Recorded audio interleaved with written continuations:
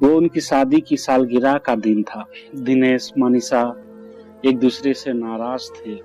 कुछ देर पहले दोनों में किसी बात पर जोरदार बहस हुई थी और ये नाराजगी उसका ही नतीजा थी। दोनों की शादी को 7 साल हो चुके थे। इन 7 सालों में उनका प्यार धुंधला पड़ने लगा था। प्यार की जगह शिकायतों ने ले ली थी। दोनों ये बात अच्छी तरह जानते थे और चाहते थे उनके रिश्तों में वो पहली वाली बात आ जाए, लेकिन लाख कोशिशों के बावजूद उनके रिश्तों में खटास बढ़ती जा रही थी। उस समय दिनेश बालकनी में खामोश खड़ा था। मनीषा उसके पास आई और उसे एक डायरी देते हुए बोली, मैं इन रोज रोज के झगड़ों से तंग आ चुकी हूँ। जरूर हम दोनों में कुछ खामियां हैं जिन्हें हमें दूर करना होगा, तभी हमारा रिश्ता बच पाएगा। मैं चाहती हूँ कि अगले 1 साल मैं तुम्हें मुझ में जो भी कमियां दिखाई पड़े वो तुम इस डायरी में लिख देना। मैंने अपने लिए भी एक ऐसी ही डायरी ले ली है जिसमें मैं तुम्हारी कमियां लिखा करूंगी।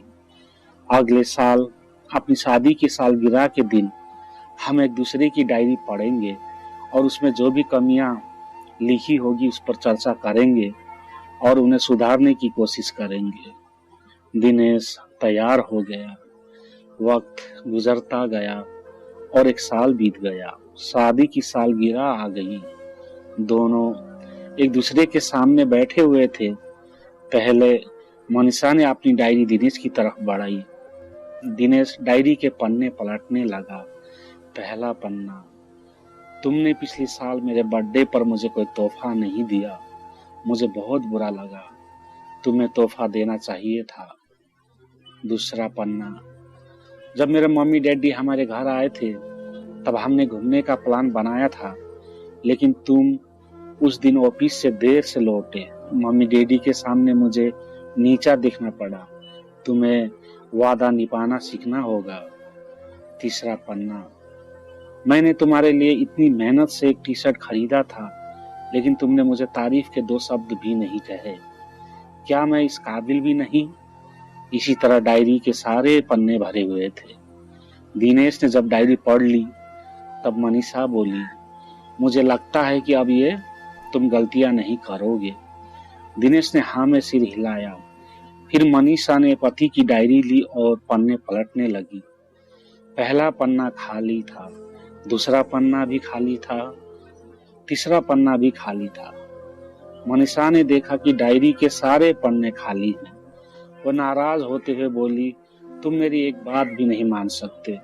मैंने साल भर कितनी मेहनत से पूरी डायरी लिखी और तुम एक पन्ना भी नहीं लिख सके। दिनेश ने कहा, आखिरी पन्ना खोलो, उस पर मैंने सब लिख दिया है।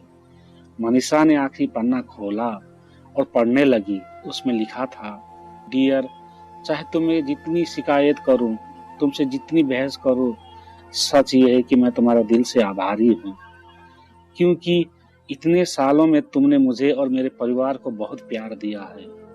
इसलिए इस डायरी में लिखने के लिए मेरे पास कुछ नहीं है। ऐसा नहीं कि तुम्हें कोई कमियां नहीं, लेकिन तुम्हारा प्यार, समर्पण और त्याग के सामने वो सारी कमियां बौनी है।